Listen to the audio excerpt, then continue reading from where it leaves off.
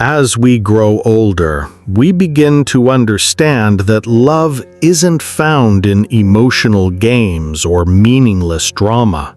It lives in the grace, the wisdom, and the strength in how we treat each other. After 60, men are no longer drawn to mind games. They're not moved by silent treatments, emotional outbursts, or tests of loyalty. What truly captivates them is a wise woman, a woman who knows how to be soft without being weak, who remains mysterious without playing games, and who holds her boundaries with quiet confidence. That's the kind of woman they respect and long to chase.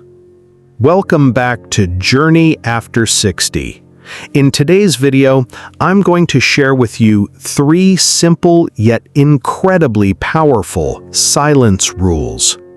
If you're over 60, whether you're in a marriage or dating again, and you're facing a man's coldness or rejection, don't overreact. Don't block him. Don't beg. Just apply these principles, and you'll see how silence, when used the right way, can speak louder than any words. It can make him not only miss you, but crave you and love you more deeply than ever before. Before we dive into this powerful strategy, take a moment to hit like, subscribe, and stick around because what I'm about to reveal will flip everything you thought you knew about relationships. Let's jump into the first rule. You'll see why silence can be more powerful than words. Number 1. The silent change that makes them crumble. At this stage in life, you understand something profound.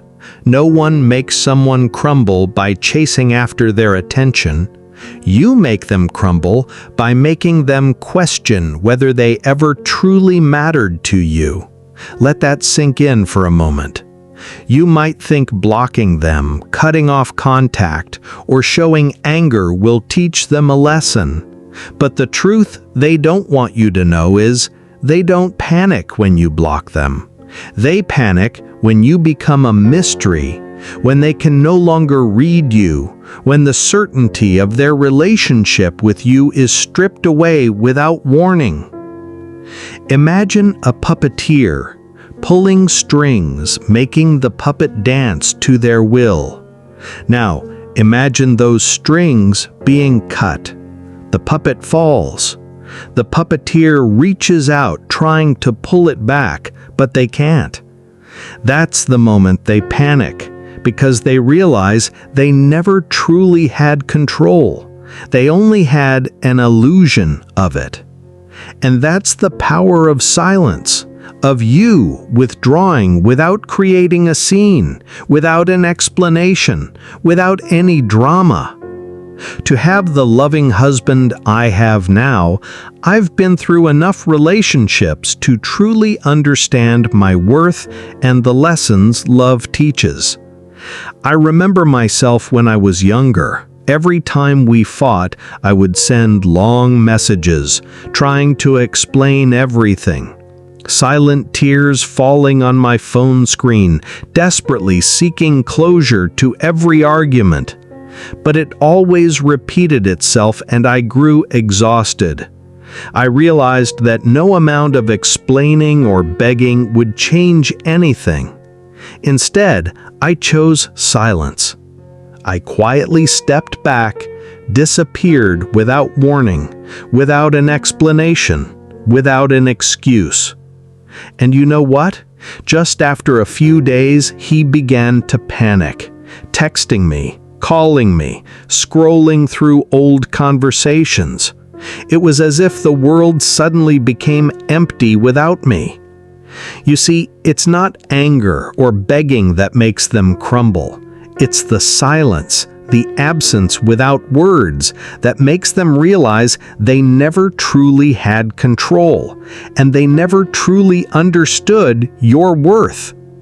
As the philosopher Twang once said, absence is not abandonment, it is empowerment. True power lies in the unexpected. So now, my friend, it's time for you to make a choice. You can keep explaining yourself.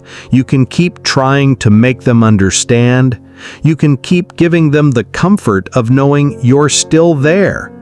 Or you can let your absence speak louder than any words could. Say it with me. My silence is my strength. Write it in the comments. Show them, show yourself, show the world that you're done explaining, reacting, and giving your energy to those who will never deserve it. And trust me, what's coming next will ensure they never look at you the same way again. Stay with me. This is just the beginning. Number 2. Stop begging. Let them feel your absence. If words could change them, they would have changed already. Let that sink in, my friends, because right now you believe words hold power. You think that if you just explain yourself one more time, if you just pour your heart out, finally they will understand your worth. But let me ask you, did they listen before? Did they respect your words when they had you? Did they change when you told them how deeply they hurt you? No. People don't regret losing you when you cry. They regret losing you when they can't reach you, when they realize your presence was never guaranteed, when they go looking for you and find nothing. That's when reality hits. That's when the weight of their choices begins to crush them. Picture this. You walk into a store. You pick up an item, carry it around, but never actually buy it. You assume you can always put it back and return later. But the moment you come back, it's gone, sold, no longer there. And suddenly, you want it more than anything. That's human nature. We don't value what's always within reach. We only truly regret when we realize the opportunity is gone. And in relationships, if you allow yourself to be always available on the shelf, they will treat you that way. Always waiting, always there, never running out. I once read a line, "You are what you allow." If you keep letting people treat you carelessly, you hand them permission to undervalue you. That happens every time you leave the door open, every time you drop breadcrumbs of hope, every time you answer half-hearted messages just to keep them in your orbit. So, tell me, how can they respect you when you refuse to set boundaries for yourself? Here's where many stumble. You fear that if you don't reply, they'll forget you. If you don't reach out, they'll move on. But think carefully. If someone can forget you simply because you stopped chasing, you never truly had them to begin with. Those who truly value you don't need constant reminders. They don't need you to prove you're still there, to like a photo or watch a story, to feel acknowledged. They know your worth, and they will hold on to it. The others, the ones who only come back when they sense you're slipping away, they don't miss you. They miss the comfort of knowing you were always an option, always safe, always waiting. And that, my friends, is the painful truth. So, stop giving them that privilege. Stop making it easy. Stop letting them treat your presence like an item they can pick up, put down, and assume will always be there. Only when you step back, only when your presence turns into absence, will they understand that your value is not infinite. Let your silence speak. Let the space you leave behind become their wake-up call. People only learn to appreciate when faced with real loss. And if they don't return, consider it a gift. You've freed yourself from a bond where you were always the one proving, always the one chasing. You deserve better than that. You deserve someone who values your presence while it's still there, not only when it's gone. When the weight of your quiet is understood, the next moments carry a depth that words alone could never reach. Number 3. Listen more than you speak. As we grow older, especially past 60, we begin to realize that true connection is not built on how much we say, but on how deeply we listen. Life has already given us countless opportunities to speak, share our opinions, and make our voices heard. But what often brings the greatest peace and the strongest bonds at this stage of life is the quiet act of listening. In a world filled with constant noise, television, phones, endless chatter, silence can feel unusual, even unsettling. Yet silence paired with genuine listening can be the most comforting presence. It allows us to truly hear not just the words, but the feelings, the pauses, and the unspoken emotions behind them. When you listen with patience and intention, you discover more than just information.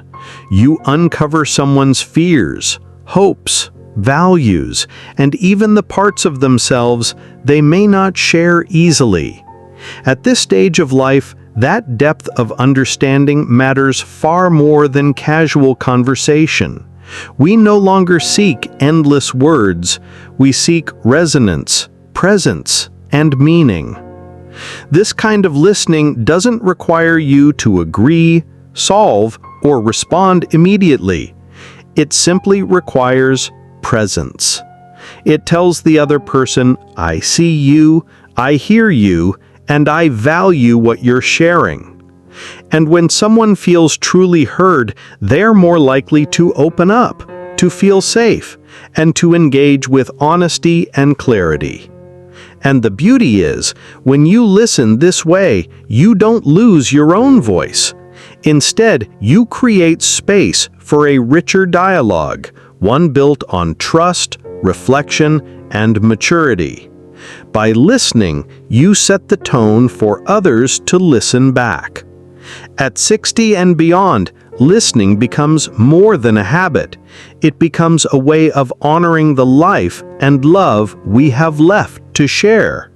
It allows us to create peace where there might have been conflict, closeness where there might have been distance, and understanding where words alone could never reach. In the end, the quiet gift of listening often says more than a lifetime of speaking ever could. Have you ever felt a deep sense of peace simply because someone was willing to sit and truly listen to you? If so, share that moment in the comments. Who knows, your small story might bring great comfort and connection to someone watching today. If this journey has shown us anything, it's that real power, especially in love after 60, rarely comes from reacting, chasing, or trying to force something to work. It comes from the quiet choices, from the pauses, from the moments we choose to honor ourselves over trying to prove our worth to someone else. You don't need to block, beg, or over-explain. You don't need to chase anyone to make them see your value, because when you shift your focus from being heard to being whole, something beautiful begins to happen. You start attracting people who meet you at your level, who value your silence as much as your words, and who don't need to be convinced to stay. I hope you found something in these reflections that resonates with you, something that empowers you to embrace the quiet strength that already lives within you. Relationships, especially after 60, are not about rushing or proving anything. They're about creating space. Space where both people can grow at their own pace, and where silence can speak louder than any words ever could. If this message touched your heart, I'd be truly grateful if you took a moment to like this video, subscribe to my channel, and share your thoughts below. Your story matters, and your voice could be exactly what someone else needs to hear today. Until next time, keep choosing yourself with grace, and remember, the quietest moves often carry the greatest strength. Thanks for watching my video, and see you next time.